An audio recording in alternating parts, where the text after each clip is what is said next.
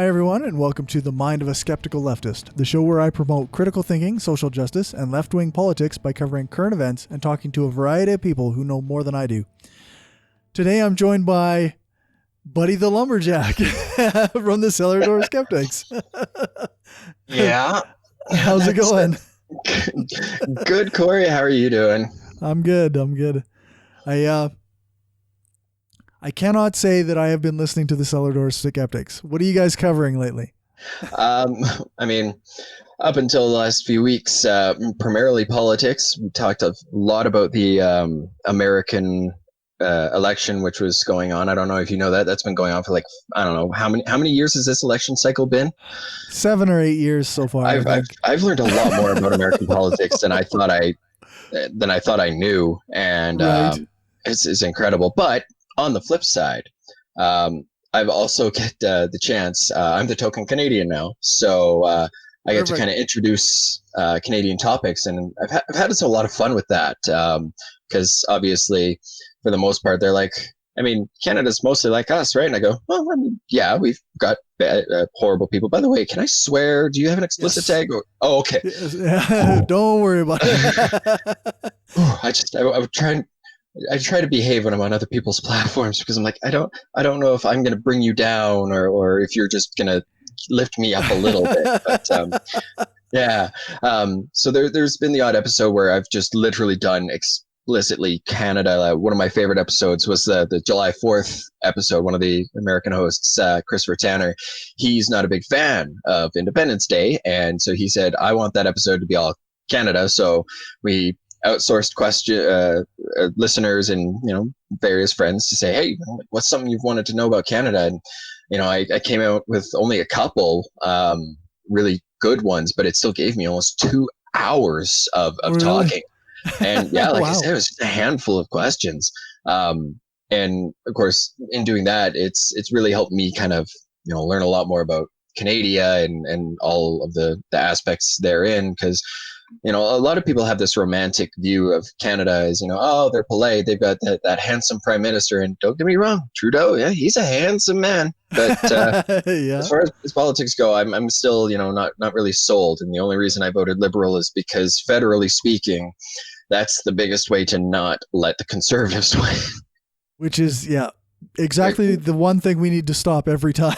I mean, I believe in giving credit where credit's due. And I always laugh because I tell, the Chris's that their Conservatives can stop trickling into our politics because, I mean, at least Canadian Conservatives, it was under their rule that, we had the only female prime minister. It was Kim Campbell in 89. And I will caveat the crap out of that and say, yeah, okay, it was a couple of months. It was only because, her predecessor, I think he passed away or something. So she was really just more of an interim, but come on, Kamala Harris is going to be the first female vice president, right? So at least we can say we had somebody leading us that was a woman. Yeah, that's right. Marriage equality was even pushed through under the Conservative government. So our Conservatives, while doing terrible things, have at least done some good things. And now they're putting out people like Aaron O'Toole and Andrew Scheer and Kenny. Sorry, saying his name makes me vomit. That's fair. For those who don't know, I live in Alberta, and if you know what's going on there, we're kind of the laughing stock of the country, and we're competing with a province whose premier. His brother was famous for being the mayor that smoked crack, and we're the laughing stock. So it's kind of embarrassing to admit that I'm an Albertan right now. I kind of feel like the Americans who get Canadian memorabilia, so other people like me. I'm like, I'm Canadian. We're in Canada. I'm from the West. Somewhere. Somewhere in Canada. Far center. I can always still say Saskatchewan because nobody has a fucking idea what that is. That's true. I spent a year in Saskatoon one weekend, and that was it was different. I mean, I didn't hate the province. I think Alberta and Saskatchewan have a lot in common in terms of like our priorities and political bends, I guess. I'll admit, I'm not very familiar at all with Saskatchewan politics other than what I see Yeah. you posting. Similar to Alberta, we are pretty conservative in general, but our cities have a little bit more, liberal-ish, NDP-ish type people, and yeah, not good politics per se. No. And it's so unfortunate too, because like you read or you take a look through history, and the people who support the conservatives most are primarily like rural, the farmer types. Yeah. And historically speaking, the conservatives are the ones who kept those people as a lower class of human being. Yep. Like I remember the Great Courses has this amazing course called A Skeptic's Guide to American History. And hilariously enough, I started listening to it, and then I was listening to Skeptic's Guide to the Universe. And Steve Novella, he mentioned that he was listening to that particular course and he thought it was great. And I'm like, oh, they're not related, but he's still promoting it. I'm listening to it, and it actually kind of checks out. And like, there was a lot of nuance that got missed, but in it, the teacher, of course, brought up how, farmers, being a farmer, although it's one of the most important professions, was always seen as just this low class individual. But now you see that group really being ramped up and taken advantage of by their, the conservatives who are telling them that, you just work hard because, like that's what you've been told to do. That's who you've been raised to be, and all of that. And it's just, it actually breaks my heart a lot to think about. Sorry, I got to take out my glasses a little here. I keep seeing that all you see is white on my glasses, and it's because I don't have a proper setup for the lighting here. You'd think somebody who does a live stream every week would know better by now. I do not. That's all right. Yeah, no, it's like living among farmers and being being raised on a farm. Like, it does make me like I'm still never quite understand why the conservative message, like, I guess the messaging makes sense why it gets into the farmer's mindset, right? Why they believe in the messaging, but why they can't see through the messaging to the actions of the party as a pro-business, anti-small guy party. Like, I find it hard to understand why they can't see through that. It's not like farmers are dumb people. Like, no, they're some of the smartest people I've ever met. Like, in a battle of wits, no, I'm not going to bother going up against a farmer. No, thanks. They're very, very smart. You have to be, right. Like you work from sun up to sundown, day in, day out. I mean, if I had to hazard a guess, and I'm assuming that that's the game we're playing here. This is just going to hazard a guess. We're going to play a game called Wild Speculation. Yes. No, if I were to think that I suspect that it's because there has been a long-term goal, at least in Western society specifically, to kind of push to be better, and industrialization and commercialization have admittedly produced great things. It's helped rapidly advance technology and get that technology out to the people instead of just keeping it in just the super elite quarters. Not to say that super elite quarters are where the best of the best of the best is, because it is, but the public has better access to like technology and knowledge and all of that, and it's great. But I think it's just a long line of conditioning that's just built on conditioning, and it's almost like the well has been poisoned for so long that that now that's actually almost like a drug, and it's infiltrated our systems in such a way that now we kind of we need that, because like I'm a recovering conservative myself. You talked to Keith from 10 years ago, and I mean, I was kind of in the middle of questioning it, but I still leaned very, very more to the right, in trolling and edgelording and all of that garbage, because if you're not a dick in your early 20s, were you ever in your early 20s? That's what I'm going to stick with. But it's just, that when all of a sudden you start to challenge it and go against it, it's like a withdrawal because of how strong the knee jerk reaction is. And I mean, when I'm in a good enough mood that I can, maintain that almost Zen persona where it's just observing and experiencing and trying to find things out instead of reacting, it's enabled me to kind of see just like various little things, and it's like, hey, hang on, whoa, we got to stop there. What is this? And every day is like Christmas, where you're finding something new that's going on, and you're like, but how are these two things related? But I think in my little experiments, I guess, as you could say, I've kind of noticed that if you can stay away from buzzwords and you can focus more on values, you can usually find that people who identify as conservative aren't. Um, I see a lot of Mhm. this with my family because the funny thing is that little did my parents, who are very anti anything but conservative, um, it raised me to be. A lot of the the morals that they passed on to me. I'm sitting there, I'm like, um, you taught me this, but the guy that you're supporting and you're frothingly happy about, he's against that. Yeah.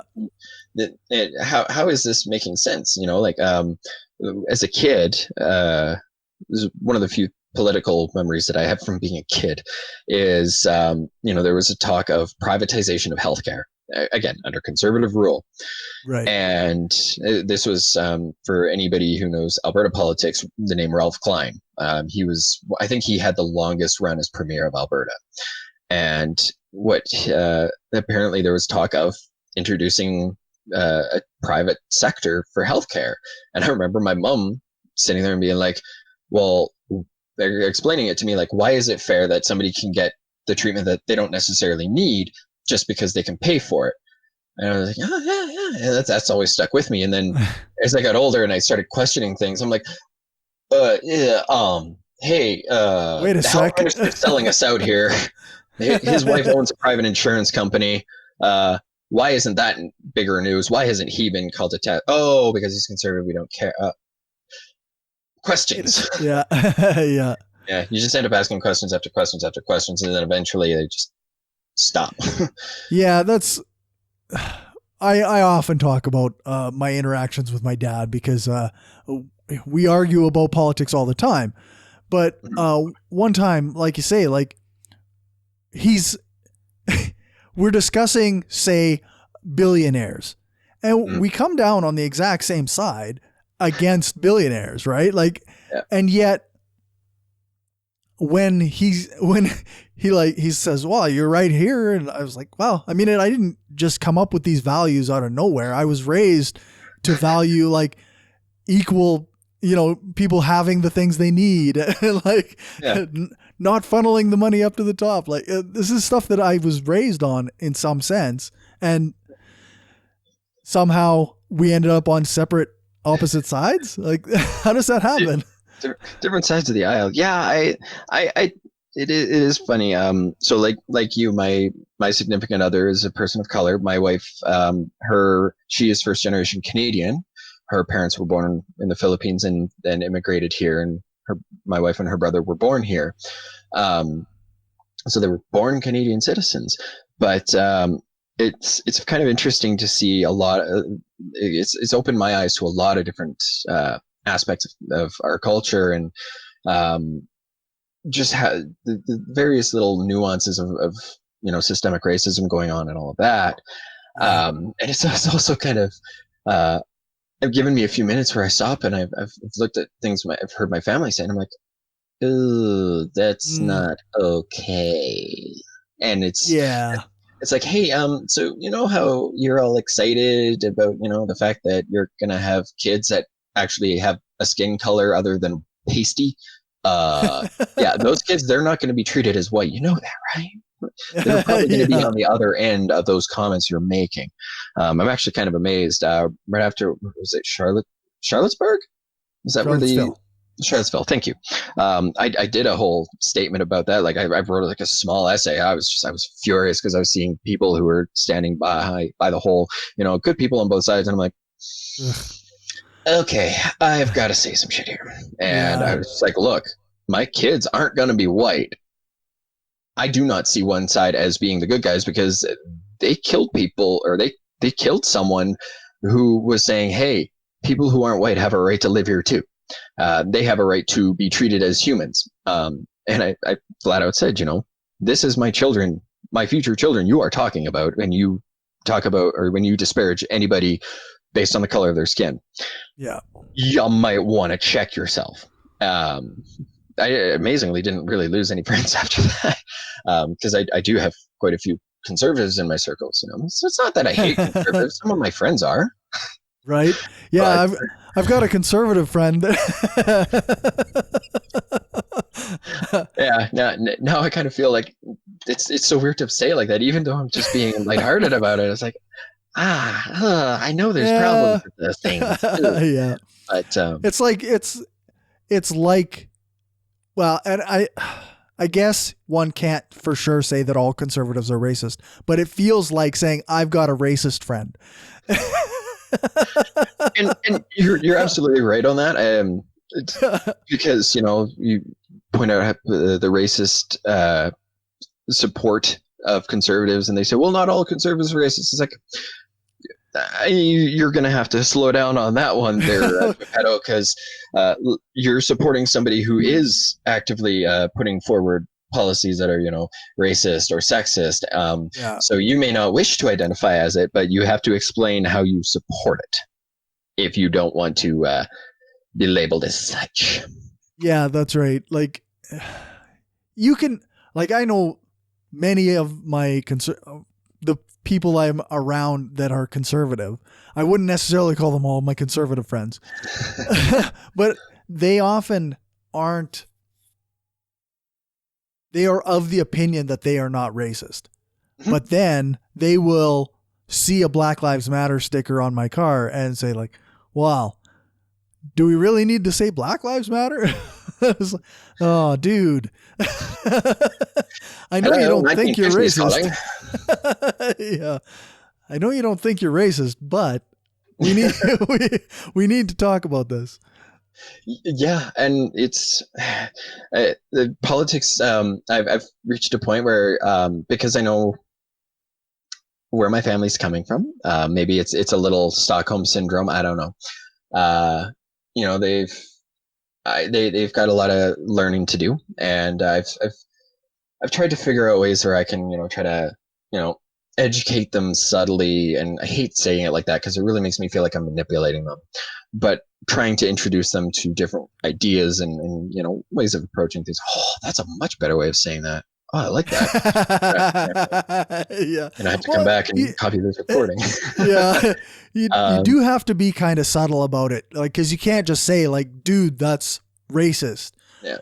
They'll get defensive. And like, I know my dad has even said things and then said, that might make me sound racist.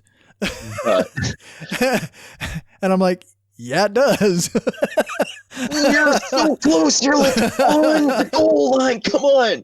You got the touchdown in your grips. Come on. So close. Yeah, but yeah, like I found, I'm going to portray this a little bit here. I'm very much a carbon copy of my father. However, in terms of politics, I lean left. He says he leans further left, but he's staunchly right. He's got a lot of leftist tendencies, but he very much clings to a lot of right-wing conspiracy theories. And a lot of times once he gets going, I'm like, I'm just going to sit here and I'm going to ignore this because it's just you and I in a room. And if I don't let you stop, or if I don't let you reach a natural stopping point, it's just going to hurt my head and I'm going to bleed out my eyeballs. So he's very, very anti-global warming and whatnot. We actually had this was a conversation he and I had where I felt like I actually kind of learned that, maybe if I tried the different non-buzzwordy approach, you might spur some critical thinking. And this was, we were talking, it was something to do with Arctic ice, and how, like there was various amounts of sea ice versus land ice and all of that. And I'd actually read an article about the difference between the two and why, an increase of sea ice doesn't really mean squat if we're not Right. seeing that ice year round, because he was kind of citing that. And I said, well, actually, what's going on there? And I explained to him, because, the ice coming off of the land there doesn't have the same salinity, it freezes quicker and easier than the ocean water. So that's why the sea ice, it's all the runoff, still looks like it's huge when in reality it's actually not. And he's like, oh, interesting. And carried on. And I was like, hang on. Something that you thought was a linchpin in your argument against global warming, and I just debunked it, and it didn't send you into a fit. Right. Yeah. Where are we? It's the Twilight Zone. Yeah, but and I mean, I realize that it's kind of making it sound like, it's our duty to try to, brew things down as far as possible. And if you have the ability to, if you are smart enough, because I'm definitely not, right. If I were, I would be doing it more. If you're able to, and you have the patience, the time, and all of it, everything that it takes, absolutely go ahead. Like what's the Socratic method, ask a lot of questions, Sure. try to get them to think about their answers and things like that. I'm sure if I spent more time watching street epistemology, I'd find a better way of explaining it. But, I found that it's a better way to have conversations. And especially if you don't use the buzzwords and you just kind of focus on the small little minutia of their arguments, and you can kind of stay on topic, because if you get off topic, you're done, you're fucked. That's the conversation. That's right. Yeah, that's right. But yeah, it's one of those things. Like, I do find myself often saying to when my dad speaks, I'll say, well, I don't know if that's right. Or actually, I think I read something about this that's slightly different. Like, yeah, it doesn't always make a difference, but you do got to be sneaky about it a little bit. Incredibly. Yeah. Yeah, it has been a bit of an adventure, and I got to admit, like, going much further left to a point where I'm just like, come on, like, can you not see the bullshit that's going on here? Like, pay attention to Alberta politics for 5 minutes, and you will sit there and like claw your eyes out, because you're like, how do you people not see what's going on? Apparently, a significant portion of the population do now see what's going on. That's the problem with the first past the post system, which is our own weird variant of the Electoral College. And I mean, like, there's merits to it, but it's got to be revamped. Like, oh yeah, that's right. It does not work the way it should. I mean, although I did notice that it seemed fairly properly divided up amongst the votes, in terms of like the Liberals and the Conservatives. Conservatives actually came out ahead in the federal election anyways. It was the smaller parties that really got screwed over. And I mean, that does tend to happen, because they might have 5-10% of the vote, but that's overall. And they will have little pockets where they've got a couple of seats, and then it's just not enough for them to really take hold. And it really bummed me out, because I really I have a big crush on Jagmeet Singh. I'm not going to lie. That's understandable. That man is beautiful, and I very much wish to caress him if he would consent. I was actually really blown away, because the other week he did a Twitch live stream with AOC. Right. Yeah, I did see that. Yeah, they were playing Among Us, and I brought it up in one of our last recording. We didn't record this week because the guys are sick, and they decided, no, it's more important to get better. And I said, you know what, you guys both have kids. I get that, makes sense. So I spent a lot of time like watching him, his platforms, and I actually, so another thing that I've done with the podcast there, to circle back, is I also sat and for the first time in my life watched from beginning to end a federal leadership debate. And it was actually more interesting than I thought it would be. Rich, go figure. You watched for the Conservatives? Oh, you sound like Tanner now. Good thought. No. Yeah. No, that was not good. Oh, Sheer is just he was an embarrassment. The only endearing moment of his, and I kind of figured him out real quick. He's basically like that kid in class that nobody actually likes, but nobody dislikes because he has his endearing moments. He's got that cheeky smile and that soft face that makes you think that okay, maybe he's not a total shithead, and then you talk to him and Right. you go, oh no, you are worse than that. Um, Oh. because there was a moment where, and everybody knew it was coming, and I think that's probably why it got the reaction that it did. Was of course, after they do their one question, have all the leaders discuss and everything, they gave a question to one of the leaders to ask another leader. Well, they gave it to Scheer, and everybody knew he was going to look at Trudeau, and he turned, put himself on his heel, spun 180 degrees, and planted himself down. And I'll give him credit because it was a funny moment. I laughed. I was like, oh God, here we go. Um, and then, of course, watching him get eviscerated by Maxime Bernier, Scheer get eviscerated by Bernier, everybody's racist uncle, was Yeah. hilarious. Um, I got through it all, and I'm just like, holy shit. And then right near the end, they were talking about reparations. And this was something that I really, really wish more Albertans paid attention to, because Elizabeth May, who, although the Green Party will never really make waves in Canada, they might make a name for them in charity circles, in groups like that, which that's we need that.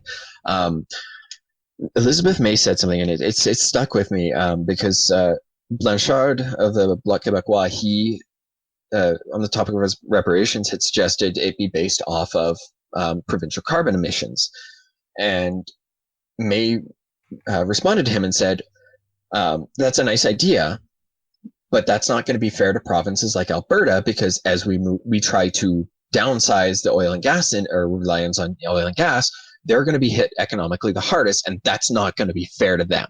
And I'm sitting there, like, I paused it, I rewound it, I don't even know how many times, and I'm just watching it. I'm like, why is nobody talking about this? Why are none of my neighbors noticing this? Like, yeah, okay, it's the Green Party, and we all think that they're pot smoking hippies who just want to run around in patchouli and hemp clothing that don't take showers and all of that. But if you listen to what she just said, like, she flat out said she doesn't think a reparation adjustment like that would be fair, because she knows that our economy's hurting.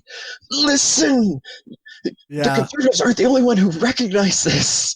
The problem is the Conservatives are just trying to give you a quick, easy answer that's going to make you feel good now, Yeah. whereas hers is going to, be better for you in the long haul.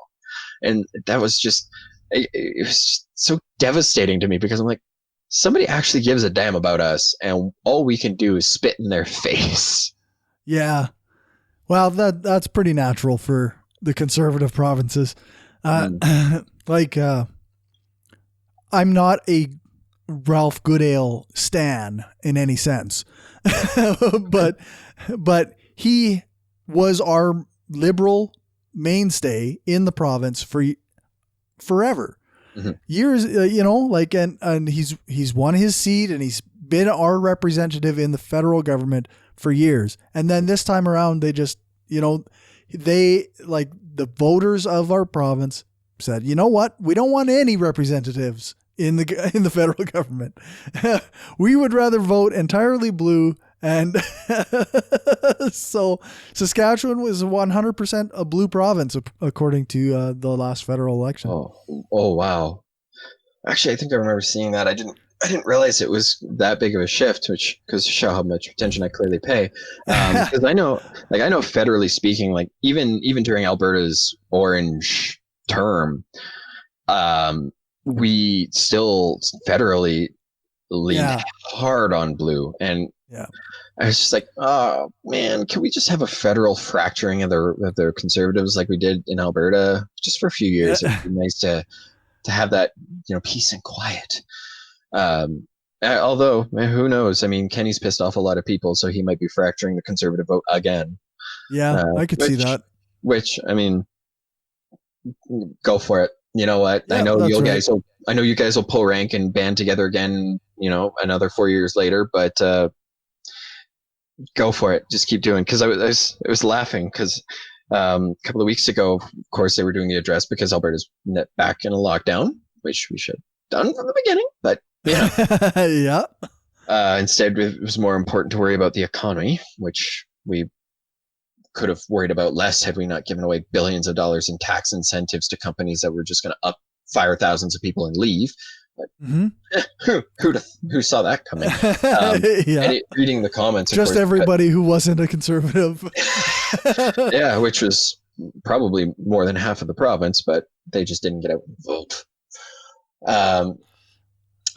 In the comments, of course, you've got, the average people who are just, kind of sitting there saying, oh, we got the NDP trolls, blah, blah, blah. And we should, we got to focus on the economy and the usual grumblings, which is really just nonsensical or irrelevant to any sort of progress or point. And then, of course, you get the really interesting folks. They're my favorites to watch because they come out and they be like, this is communism. And I'm like, no. Wait a sec. Yeah. You use this word, but it does not mean what you think it means. Yeah. And sometimes being a fly on the wall for comment sections is less painful than being involved in the comment sections, because if there is a hell, it is the comment section. Yeah. There are times where just taking sandpaper to your eyeball is going to be better for you in the long run. And I was reading another comment thread where this one person who claimed to be a teacher of all things was saying, this is catering to socialism and blah, blah, blah. And this is how we let the socialists win. And I'm like, not even remotely close. You're claiming you're a teacher, and somebody called her out, and she goes, yeah, that's, I know exactly what I'm talking about. I'm a teacher. I have been for decades. And I'm like, I'm reading this thread and I'm not seeing a lot of proof that you know what you're talking about. Yeah. And I mean, I know just because my wife's a teacher doesn't mean that I know what every teacher's like, because we know that there are some really weird teachers, we'll say. But I'm sitting there and I'm like, are you like in those religious charter schools? Is that where you're a teacher? Because I have a feeling that not even the Calgary Catholic School District would be okay with somebody like you doing that. One of those anti-teachers union teachers. Yeah. Yeah, like, don't get me wrong. Like, I have issues with the some of the policies in place by the union, just based off of what my wife has told me she goes through. And sure. I have my issues, and as somebody who was a member of a union for 11 years, I do have issues with the way unions are run these days. I'm pro-union. I'm just not pro-modern union, the corporatization of unions, right? It is a problem when a union is run like this. Is why you get wildcat strikes, right? Like, because the union isn't necessarily always representing the workers. Yeah, and but it's like I said, like there's good sides to unions. Like the one that I was with for 11 years, like I was making pretty decent money. I had put myself into a position where I could have stuck around for a couple more years. I could have even been, moved up a bit. But it was a job that I hated. And it was crap work, and I wanted out, although my out was not a great idea, but you live and learn, right? And, in my time with the union, I did see the good. Again, decent pay. I had benefits. I had dental coverage. I mean, like when you're 18, you don't really think about that unless you're weird. And like for me, like because I was a student, I was covered under my mom's dental plan, my dad's dental plan, and then my own. So I always joked every time I went into my dentist office. I was like, okay, after you run my 3 coverages, how much do you guys owe me? Yeah. Thankfully, my dentist office has a great sense of humor, or they just have come to expect things like that from me, and they just kind of laughed it off. It was great, and I had vacation pay. Like I actually had an increase in vacation allotment. So I'm not sure if there's a standard in Saskatchewan. I know here it's like 4% of your income if your employer wants. They can either pay you outright, or they can, bank time and you can just take it as you go. Yeah, we get the equivalent of we used to always say it was 350 seconds. Like you get the equivalent of 3 weeks, right? Yeah. So whatever that works out to, divided by whatever you work, that's what you get. 6%-ish. Okay, so standard for us is 4. Well, I was up to like, because of the union, I was up to like 8. So that was basically 8 full weeks paid. Right. And that would have been great, but then I saw them turn around and and one day they, out of nowhere, with no announcements, there was a vote to increase union dues, and they used every loophole in the book to make it as inconvenient of a time as they could legally get away with without getting in trouble. And I threw that back in their faces during one of our contract votes. As I handed in my vote, the lady, she goes, "You didn't want to like stick around and hear?" And I said, "Oh, the union that didn't give me an opportunity to vote on their increase of their dues, I shouldn't trust them." And she just kind of looked at me slack-jawed, and again, shithead, edgy 21 or early 20s, and she was just kind of like, and I was like, yeah. Mm-hmm. And I mean, yeah, I was more anti-union then, but I enjoyed my perks, and then of course kind of grew up a little bit and realized that those perks kind of they did Came help from somewhere. Yeah, exactly. And like looking more deeper into unions, it did kind of give help me understand that like unions are the reason for a lot of labor laws that we have in practice today, and it's very important to remember that. Now, I have seen refutation that the 40-hour work week wasn't designed to keep it so you couldn't pursue anything else, but rather that it was studied and determined to be like the best way to, or most efficient, I guess, way to schedule employees, at least at the time. And yeah, like course, right now, I think like even if people work 8 hours at the average job they spend, I think it's like 3 of them not working. I mean, I know my coworkers. Yeah. Yeah. And the longer your shift, the less time, less percentage of it you work. Like at a 12-hour shift, you spend less time at actually doing work than you do it during an 8-hour, percentage-wise. That's possible. I mean, I might be a little biased in my own experience, just because my bosses really don't let me have overtime unless it's needed. Right. Which, I mean, it's a good thing. They say, you go home, you're not getting paid extra. Okay, bye.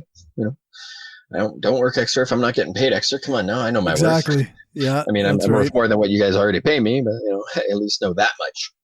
Yeah, that's right. And, that was yeah. That was one of those things that when I was at my 12-hour-a-day job, I mean, I actually spent a lot of time not working because there wasn't something going on, but I just had to be there to babysit the facility, right? Yeah. Somebody has to be there in case something happens. Well, I mean, technically that is working. You're supervising. Sort of. Yeah, that's right. It's a different type of work. Well, it's just kind of funny because like I very much have the blue collar mentality where like I need to work. If I'm at work, I need to be moving. I need to be productive. I have to be contributing.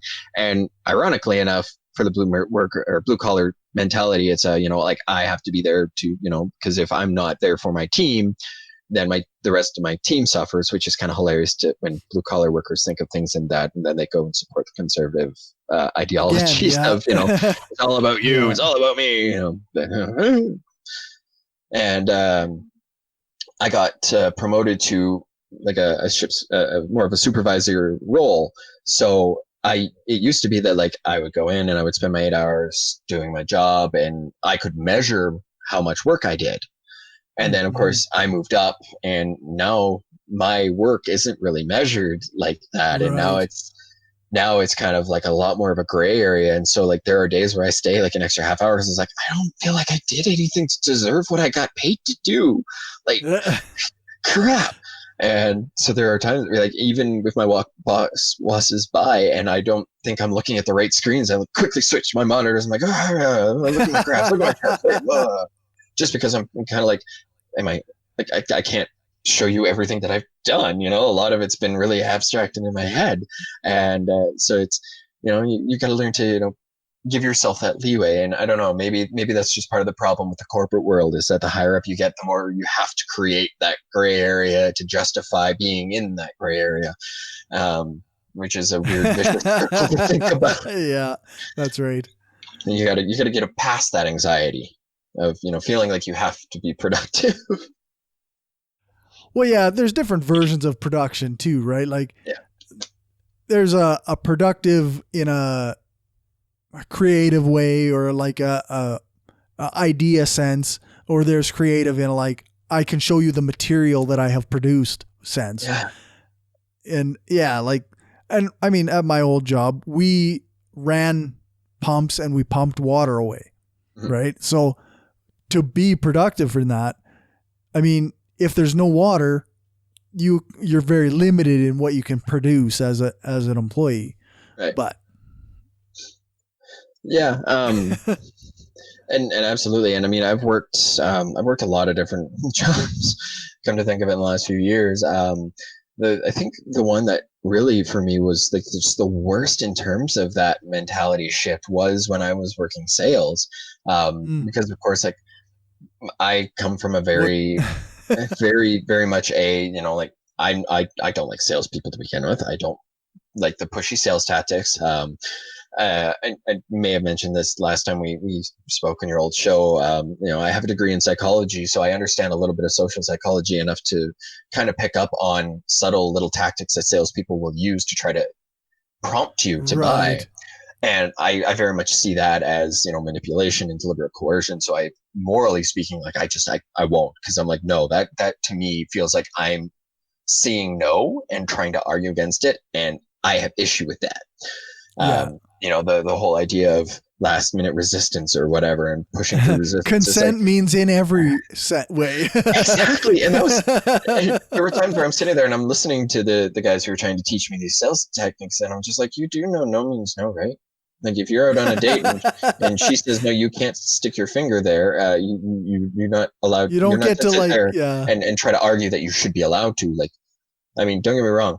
I know that I have been that shithead, and I have tried to apologize to atone for that, because I recognize that that's a shitty behavior. But do you realize that that's kind of pushy and creepy and gross and wrong, and there's a reason why people don't like you?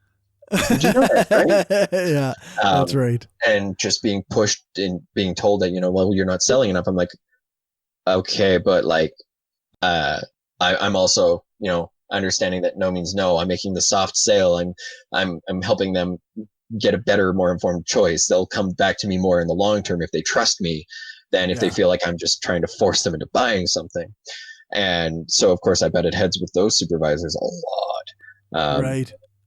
And now I'm back in the corporate world, and it's back to, like, less sales and more of just, managing things and doing specific tasks, because like I said, I am more task driven, and I think that's kind of trademark of the standard blue collar worker, is to, Oh yeah. have an Yeah. outline, right? Yeah. um You give me a job to do, it'll get done. and I guess that kind of makes me want to springboard off to a discussion you kind of brought up on your Facebook the other day about small businesses and exploitation. Right. Just because I typed out like 3 different essays trying to figure out how to respond to that. And I was like, you know what, I'm going to talk to them in a couple of days. Maybe I'll see if I can then. And now Sure. apparently I'm just going to bull in a China shop my way onto that one. Because I have done the small business work. Like my last job, I was working with a delivery company that had like 5 employees total. It Okay. was a husband and wife were the owners. It was his daughter from his first marriage was like the dispatcher. And then, I guess there's 6 of us. And then there's myself, my coworker, who we were the main crew for deliveries, setup, and everything. And then there was a third employee who was primary service. And it was a very different environment because, like, as like when you're working with a big company, like the exploitation comes in. I kept trying to argue that it was coming in a different form, and I couldn't get the words right. So the biggest difference is that, like, when you're working in that big corporation, you've got that person from the top pushing down to try to, increase efficiency, make things run better, make things run smoother. And if you look at the motivations behind that usually that's just because they get a bigger kickback at the end of it. They, like, things are already really cushy for them. They're just being greedy and they want more. They're just trying to increase their own cushion, their own luxury. but when I was working with the small company, like they had pretty modest house. Her summer car was a Pontiac Solstice. Nice. She loved that car. Like she would drive it with the top down. It was yellow, and she was like, I just love this. I'm like, I mean, I don't get it, but it makes you happy, and that's awesome. That's what Yeah, matters. there you go. Yeah. And like he had owned a drywalling business, had actually retired, and just went back to work because she was driving him nuts, as he explained it to me, anyways. And Okay. for them, like the trying to get you to work a little harder, work a little more, put a little extra effort. It was just because they don't always have the expendable income of the company. They don't have access to the same resources.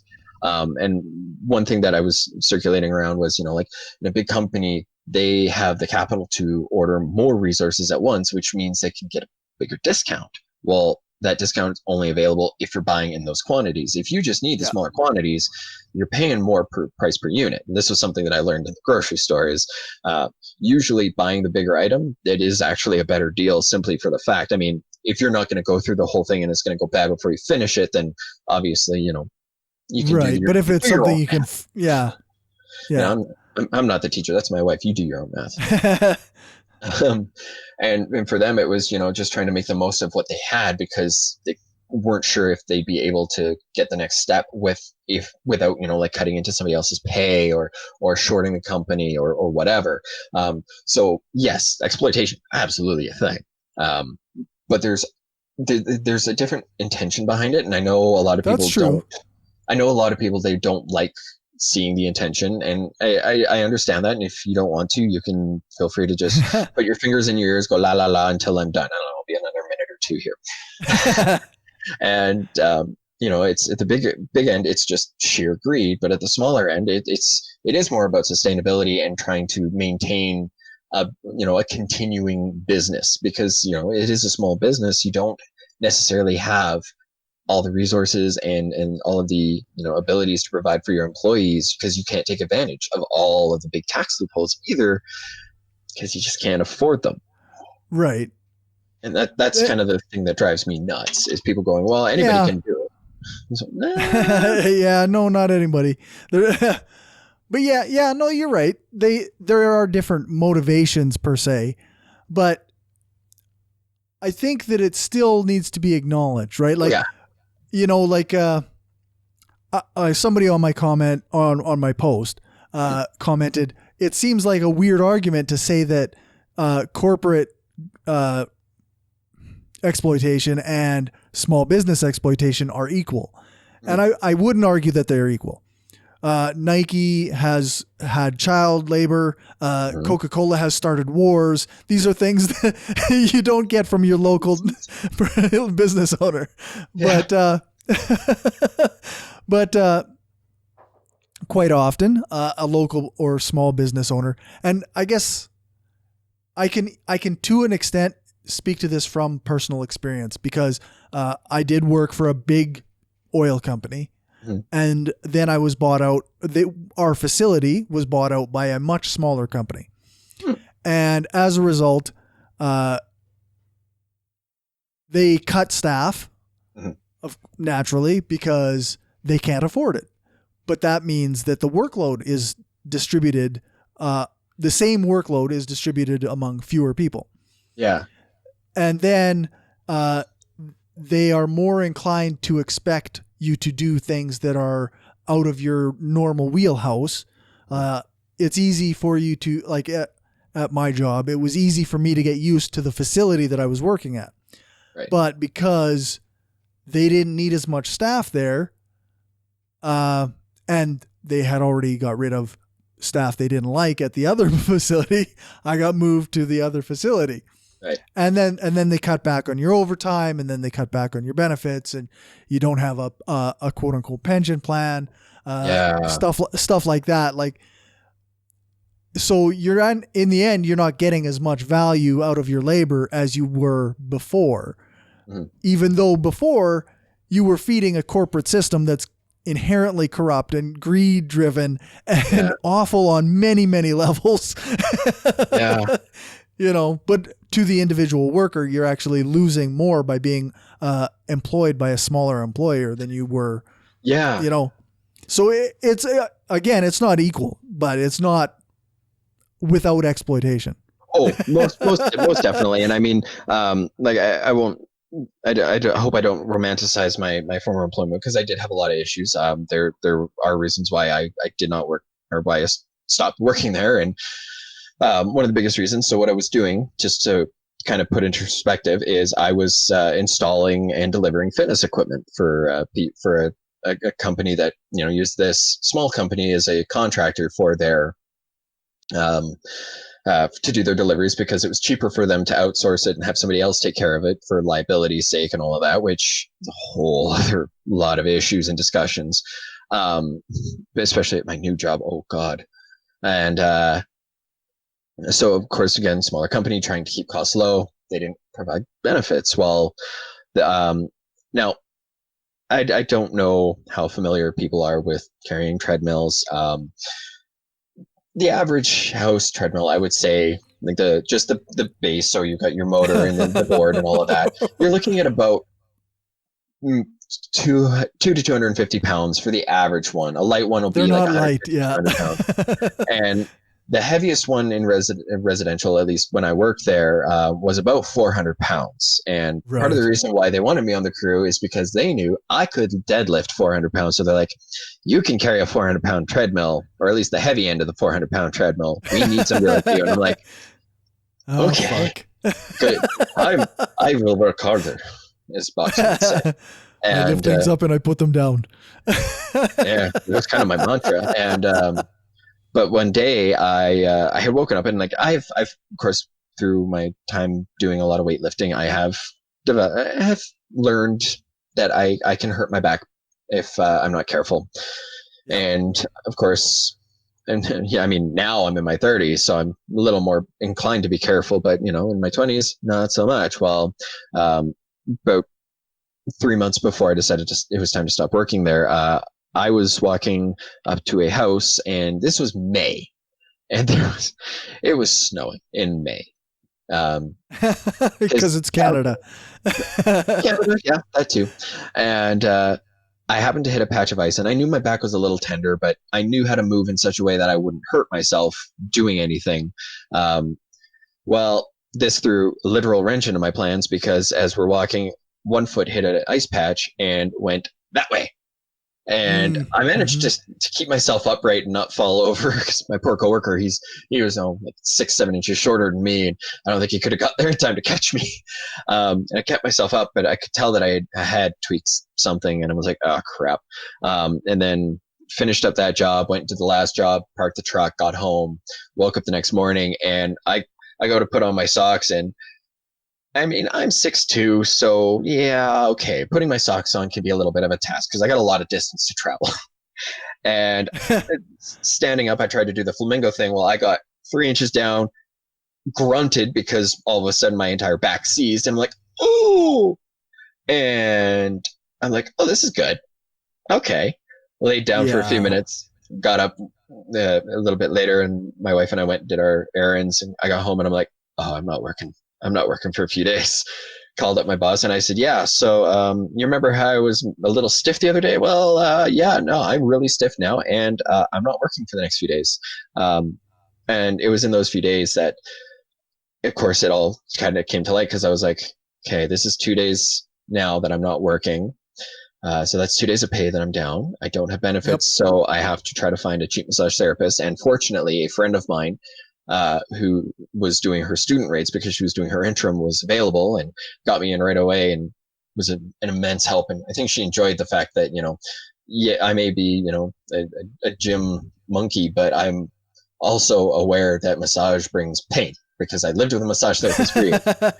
So Right. she was like, I'm not used to being able to get this rough with people. Normally people, when I do something like this, and she just dug her thumb into my calf, and she's like, normally when I do something like that, they like cry. And I looked at her, and I was like, I was born into pain. Come on, do your worst.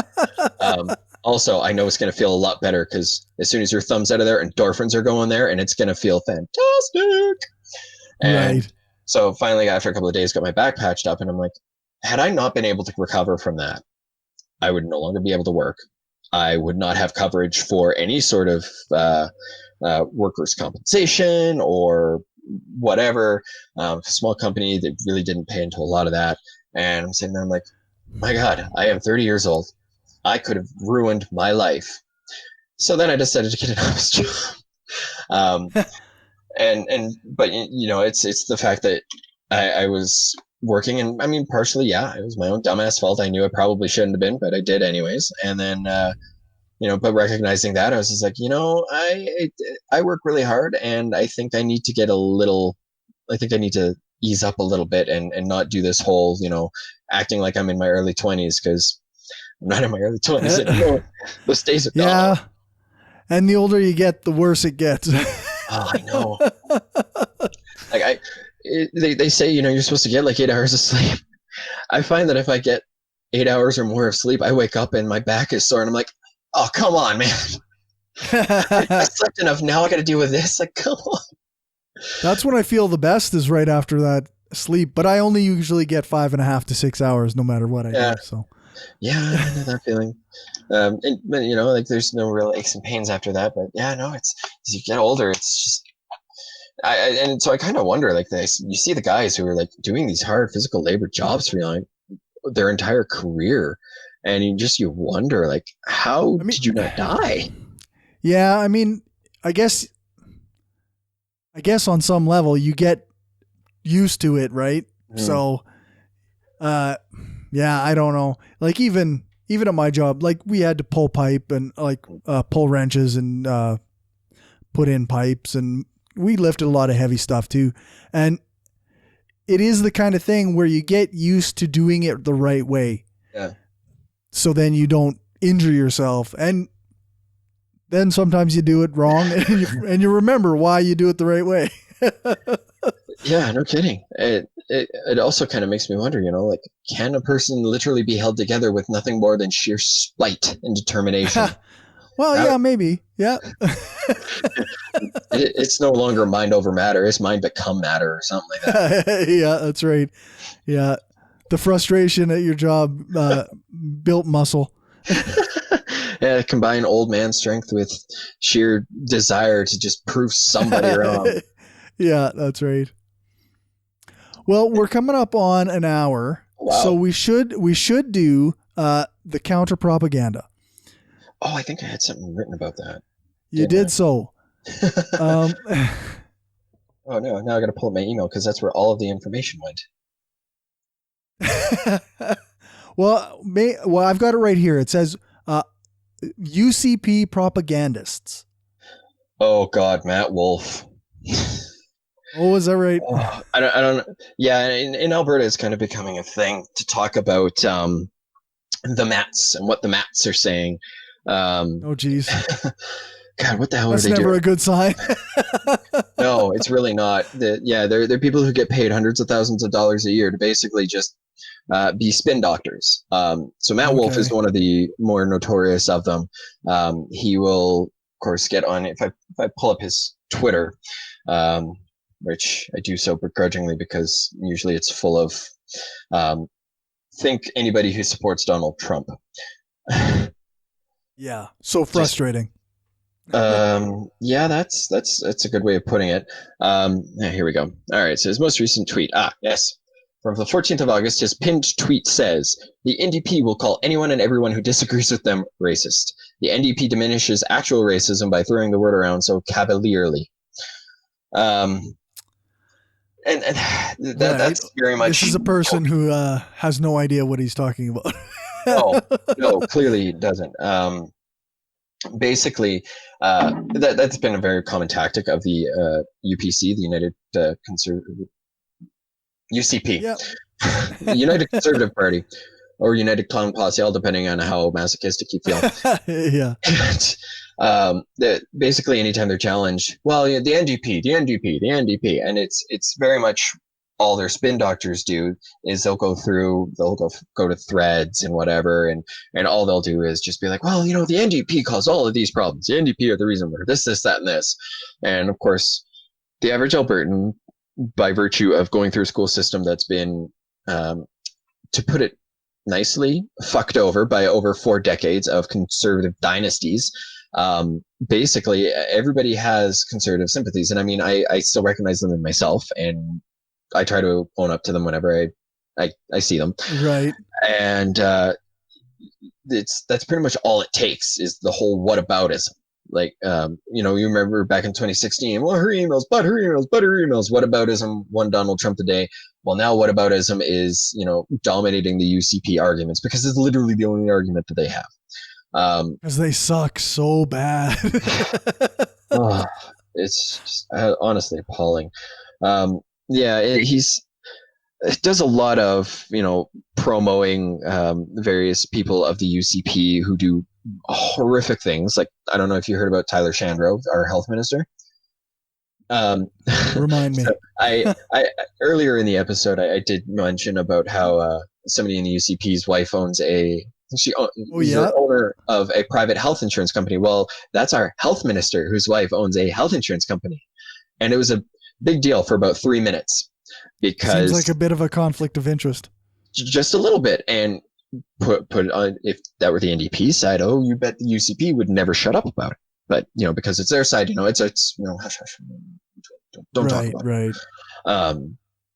And Tyler Shandro actually used his connections to go through Alberta Health Services records and found a particular doctor's personal information and went to this guy's house. Shandro and his wife went to this doctor's house and screamed at this doctor because this doctor shared an anti-Shandro meme on Facebook. Oh, yeah. That was all this doctor did. And Tyler Shandro and his wife showed up and screamed at him about how he needs to take it down and blah, blah, blah. So that's the level of discourse coming out of the UCP. I mean, that's you always see that, right? Like, it's blame everything on the left, but also I'm going to put on, fuck Trudeau stickers on my truck. I'm going to have, when I see a sign for the NDP, I'm going to vandalize it. I'm going to put it in my yard that we shoot liberals on site, or we shoot people, like, who exactly is the problem here? It isn't the left. Like, what are you talking about? Yeah, it's a cognitive dissonance thing that kind of makes me go, if cognitive dissonance hurt, you would be screaming in agony right now, wouldn't you?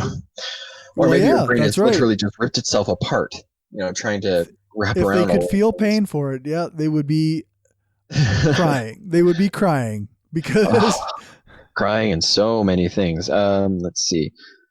Oh God. Oh, a myriad of UCP propagandists in Alberta. Yeah. God, I really wish I could remember exactly what I was looking at that. Teach me to think that I can wing these things. It's you can't go more than 30 seconds without hearing the UCP blame something on the NDP, even though the UCP has the majority and can do pretty much whatever they want because they've done whatever they want. But for some reason, when it comes to calling them out, it's suddenly the NDP are the bad guys. It's just that whatever they want isn't to fix things and make them better for Albertans. Well, they want to make them better for the wealthiest of Albertans. Yes, that was just not your average worker. Yeah, and that was something that really just just ground my gears right to a halt. So at my old job when I was moving and installing fitness equipment, the company that we moved equipment for, delivered equipment for, service equipment for, they of course had a bunch of just regular run-of-the-mill stuff that was sturdy and would last years if you didn't abuse it. And then they had the really top of the line stuff, like basically there's a main brand that you will see in a lot of gyms, Precor. They're one of the top tiers, and don't get me wrong, like I like their equipment. Their treadmills are really nice, they go together really well. They're the ones that make that damn 400-pound home treadmill that people feel they need to get. Right. And, I would always laugh because if I saw certain addresses on my delivery sheet, I knew what end of the city we were going to be in. So in Calgary, of course, we've got our northeast, northwest, southeast, southwest. Each quadrant has a reputation, even though there's this really weird middle zone because Calgary, of course, has spread so far that land-wise is actually the biggest city in Canada. I don't know if you knew that. A lot of people didn't, and I didn't until somebody explained to me. The only reason Toronto's so big is because they grew up instead of out, which explains why Right. Calgary has such high property taxes. And then they've of course got all the metropolitan area. But anyway, so just west of Calgary is we've got this one neighborhood that's still technically within Calgary bounds called Springbank, and it's the nicer neighborhood. And then just beyond that is where you have like the multi-million-dollar homes. Oh, okay. Like the houses that are so big that they don't even have a yard because why bother? And I would do deliveries there. And of course, I could always tell if it was somebody who just wanted a showpiece or somebody who wanted a treadmill because of what they buy. If they bought a Precord, they wanted a showpiece. If they wanted something that they were going to use, they buy one of the lower end models because it's the same damn thing. You know, it gave you the same quality of a workout. It gave you all the same gizmos. It just, Right. you know, didn't have the name and brand association that you could show off. And, you know, I'd go out there and I'd see, you know, all these really nice homes, and I'd go through them and I'd be like, man, I'm just going to keep my hands right here because if I touch something, I'm fucked. And, and then, you know, I'd overhear conservatives being like, oh, yeah, they're chasing all the money out of Alberta. And I'm like, are you stupid? I tell you what, come with me. We're going to go see where the money in Alberta is. Hint, it's over there. It's being hoarded there. Like, come on, don't make any bones about this. It is right there. You're just not allowed to touch it because it belongs to them, and that's the system you're supporting.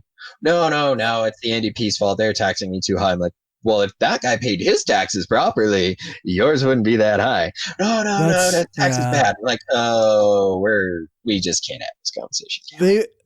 The thing that I noticed, and I just saw this actually on a post on an Alberta page, was I mean, it might have been Rachel Notley's page actually, and they were talking about where a company that had recently just laid everybody off and moved its headquarters out of the province. That was that Suncor, Encore in Canada? Could be, yeah, it could be. But the big oil companies, yeah. The first comment on there was some guy saying, "Well, that's what happens when you bump their corporate tax from 10% to 12%," as though that 2% increase was what made them flee. It's a very, like, I've had multiple arguments with friends in Saskatchewan about this too. Like it is such a common idea that if you tax the rich, they'll run somewhere else. Well, they're not going anywhere. They have houses here. Their kids are going to school here. Yeah. They're staying here. Just tax them fairly. Yeah. Like, they're just trying to hide their money somewhere else. I mean, I got mad because at my old job, the CEO moved from Ontario to Alberta because we have lower corporate taxes. Right. And, I mean, it really made me want to slash his tires. Not that I did. And no, his tires never got slashed. Definitely did not do that. It wasn't. It wasn't me. No, it never happened. I had a lot of issues with him in general.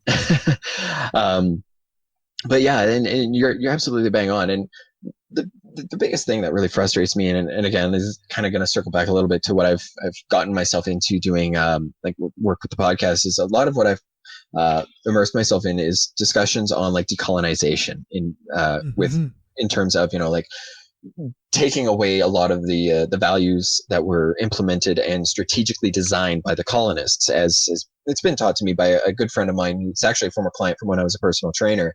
And I'm so grateful to have had the chance to stay in touch with him because he's very smart. He's an Indigenous person. He's Blackfoot. And he lives on the reservation, and he does a lot of outreach. He's actually how I found out about the book that I was telling you about. I'm going to shill it a little bit here because I can. That book is called The Reason You Walk. It's by Wab Kinyu. It's an amazing book. He tells a story about his father's experience in the residential schools. I will put a little bit of a disclaimer, content warning, what have you. It doesn't shy away from details. In the first two chapters, as I read, you do basically hear what happened, and it's not sugar-coated. So if you are sensitive to such things, just be warned that you may come across that. So it may not be the best book for you to go at, but if you are looking to get the truth, the whole truth, nothing but the truth, it's right there. But as I've been getting into more of those discussions and learning to think in those those ways, is one thing comes back to me is, the indigenous people were the stewards of the land, and that's part of the reason why we do the land acknowledgements, or the treaty acknowledgements, sorry, is to basically say these are the people who they took care of this land, they brought this land to the point where we stole it from them, and we made it what we consider prosperous. Right. And trying to rethink the way you view things like prosperity and gratitude and all those types of things. And it was something that really drove me nuts was, well, if you've increased corporate taxes, they're gonna run. And I'm like, why shouldn't they pay higher corporate taxes if they want to make money off of our resources? Like, that's kind of them putting back to the land. That's one of the reasons why I am just beyond furious that, we have oil companies that owe almost $200 million in back taxes for the last 2 years to rural Alberta.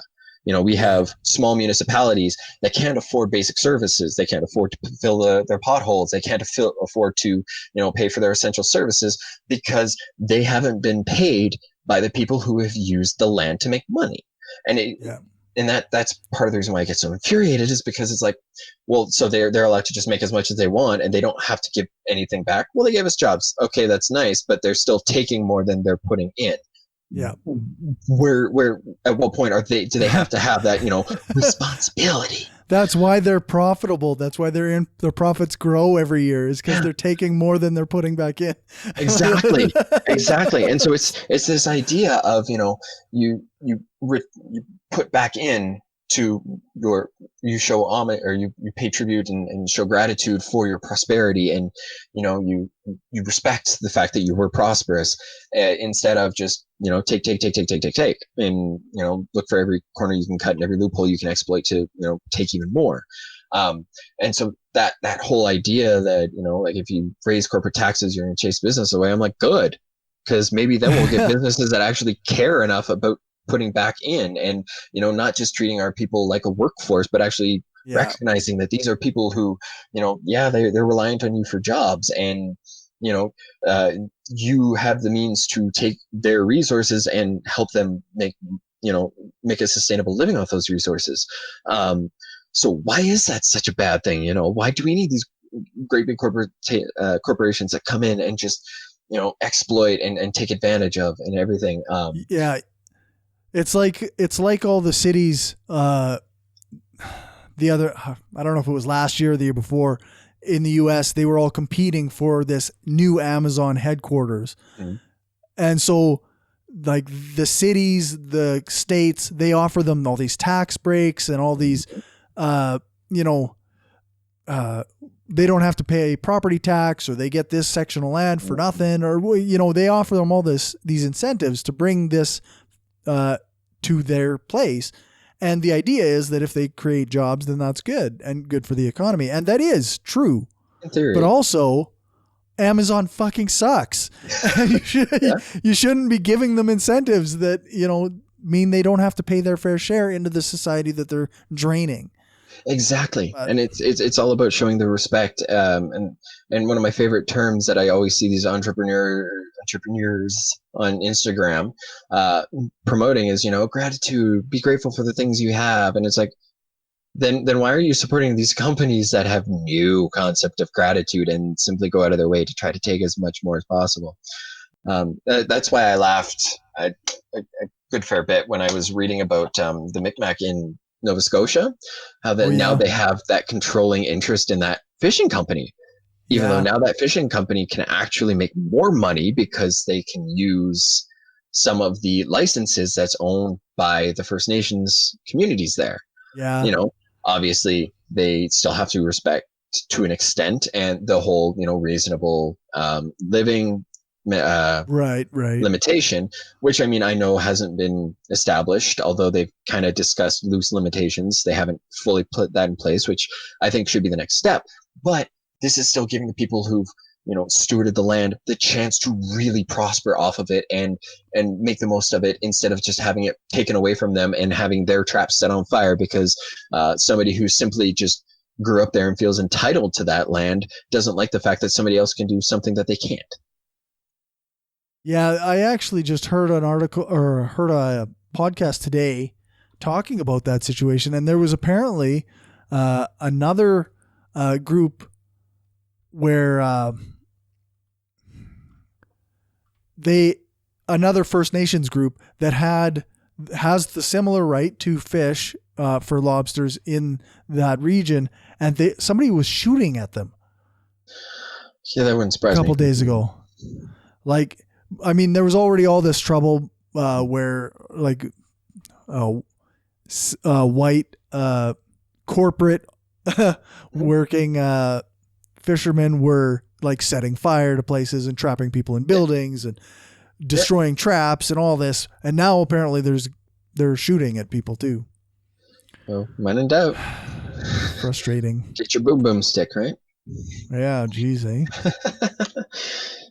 Well, yeah, and that like, I mean, the guns thing is its own other issue, but yeah, that's just absolutely deplorable. And I mean, there's an account that I follow. I think they're anonymous themselves, but they do identify as First Nations, and they share a lot of the news stories. So that's kind of how I was getting my information on that story. Yeah. And they were showing comments from the Facebook post with the news article, and it struck me. And it struck me because I'm reading these comments of people saying, "Oh, now they've got a monopoly, blah blah blah." But if you look at the tiny little thumbnails, it's quite clearly a Caucasian person who's saying that, "Oh, they've got a monopoly and blah blah blah, and there goes our chance to make a living." And I'm like, do you not feel the irony at all? Yeah, right, eh? And then, of course, another thought that came to mind was, but when you could identify with the person who held the monopoly because they looked more like you didn't have an issue with it. You were fine with it. Yeah. You would grumble about them and the boss and the man and blah, blah, blah. But now that the man is somebody who doesn't, look enough like you, now that's a bad thing, and you're going to speak up about it. Where are your priorities really? And how can you sit there and tell me that you're not, on some level racist when you're only pissed off at the person doing the same thing because they have a different skin color than you? They have a different cultural heritage than you. That you're on land that was stolen from their ancestors, and it may not have been you, but maybe you should probably be nicer to that person because intergenerational trauma is a bitch. Yeah. I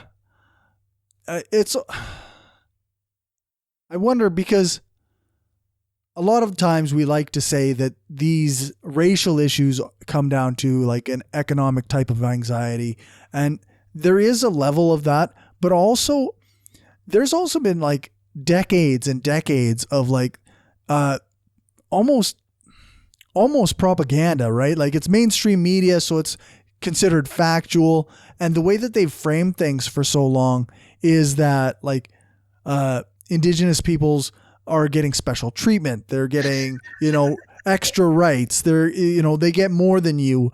They don't have to work for their money. All these myths, all these stereotypes about indigenous peoples. And then you see it come out when there's a sliver of economic anxiety because some Indigenous person or group is trying to get like equal. Like they're trying to get their moderate living out of this.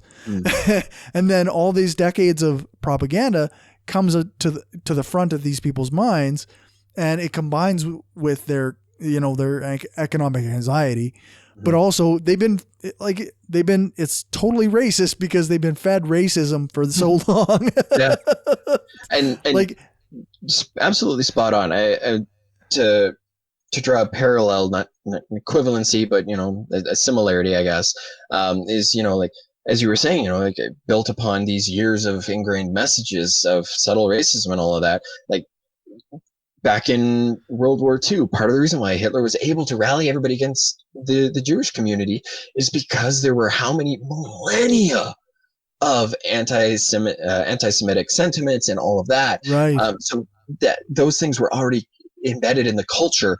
All he did was go, there's a fire, here's some gasoline, and that's all it took. And to your point about the economic anxiety, I think is what you said.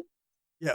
To your point about that, that's a perfect catalyst for evoking those flames and bringing out those sentiments. And I realize it sounds so conspiratorial of me to start thinking that, maybe that's part of the design of the society we live in, is to, have the working class feeling like, um, that they're divided, and that, like somebody's getting special treatment because of the color of their skin while they're getting shit canned. And I mean, I know there was friends of mine who are blue collar workers would post stupid shit like the steel toe boots that have been worn into the ground, and they say, when you've had to wear buy 2 pairs of these a year for 40 years, you can talk to me about white privilege. It's like, hang on a second. Hold on a second. That's not what white privilege is about.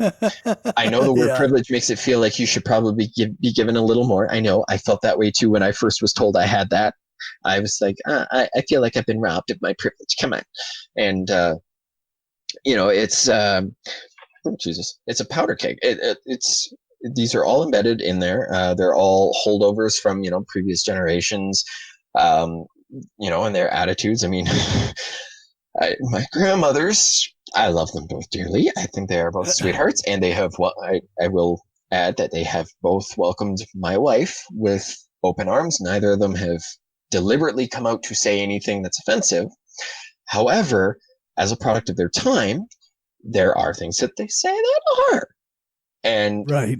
it's unfortunately when grandma's in her 70s and is very in her ways and doesn't like to be challenged very much, it can be difficult to know when the right time to say, Grandma, you can't see that, comes out, because it's like, is that a valuable conversation to have? Is that not? Right. Would it cause more problems in terms of the relationship, versus would it help grow, or are there better ways to kind of help increase that education? I'm still looking for answers.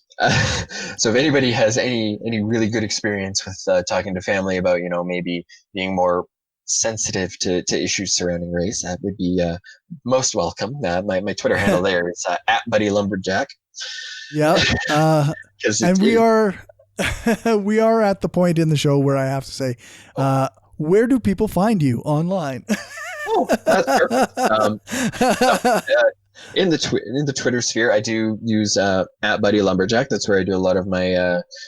I try to do more of my political ranting and raving there, but I very much try to use that platform to promote kind of more what I think is important for me to be in that capacity, I suppose, would be the way to put it.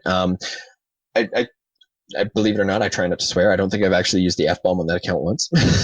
I try not to, simply because, as much as it drives me nuts that our opponent, the right, will just fixate on the small details, like you're swearing, you're mean. It's I try to stay away from that, simply because it's one less thing that one less piece of ammunition to hand them. And so I'll try to do a lot of retweeting of like news articles that I think are important, interesting. I've had a couple of really good discussions with people on there. So that's my main Twitter that I use for the world. But otherwise, I do pretty much all of my work with Cellar Door Skeptics. We have our website, cellardoorskeptics.com. Cool. We have our Facebook page. We have a Twitter of our own. There's even an Instagram and all of that good stuff. Nice. We do our best to broadcast. We've actually been really good about our schedule up until they both got sick, and poor bastards. Monday evenings, it's 8:00 Mountain, so it's like, I don't know, 9 or 10 o'clock. God, what the hell is not Pacific? What the hell time zone am I thinking of? Eastern. Yeah, because they're 2 hours ahead of you. They're 2 hours. 3 hours ahead of you. They're 2 hours ahead of me. So I guess. Oh, okay. So that would be 11 p.m. Eastern is when we do our recording, and we usually go for an hour or two. A lot of political discussion, but we've really been trying to scale back on just harping on politics and reintroducing, focusing on science, because Chris Hanna is horrifyingly intelligent when it comes to science. Nice. He can kind of get a little dry at times, but he's but that's only if like you're not really interested in the material to begin with. He tested a 10-minute segment on CRISPR on me, and I was just beside myself. I thought it was amazing. I learned more in that 10 minutes about CRISPR than I thought I Nice. knew in years. So really smart guys. I'm beyond honored to work with them. They are fantastic. Very cool. Yeah. So again, Cellador Skeptics. I will make sure that Corey has all the necessary links. I've got them. Right on. Thank you for joining me this evening. Oh, thank you so much for having me. It's been a pleasure. Do this more often. Definitely. And I'll try not to monopolize too much time ranting and raving. It's all good. That's what this is for. Don't tell me that. All right. I'll talk to you later. Thanks so much. That's all, folks. Thanks for listening. And remember to share the episode with your friends and on the social medias. Post it in Facebook groups, send it on WhatsApp, and basically annoy the hell out of everyone you know by letting them know how good this show is and how much they should listen to it. Thank you to everyone who supports this show on Patreon. I have 17 supporters who contribute $1 or more each month, and that makes it so I can spend more time working on this show and the other shows I produce to bring you the highest quality content that I can. If you want to contribute, you can do that at patreon.com/skepticalleftist. Or you can send me money on PayPal at paypal.me/brainstormpodcast. If you can't contribute financially, then a 5-star rating and a review on your podcast app of choice or one of the podcast review sites like Podchaser would be great. If you want to find more from me, then you make sure to check out my Linktree at linktree/skepticalcorey. You can find all my social media stuff there, as well as links to my other shows, which include Skeptarchy, From Many People's Strength, and The Feminist Family. My Twitter is @hardcoreskeptic, and my Facebook page is The Mind of a Skeptical Leftist, or you can send me a friend request at facebook.com/cjbrainstorm. Thanks again for listening, and have a good one.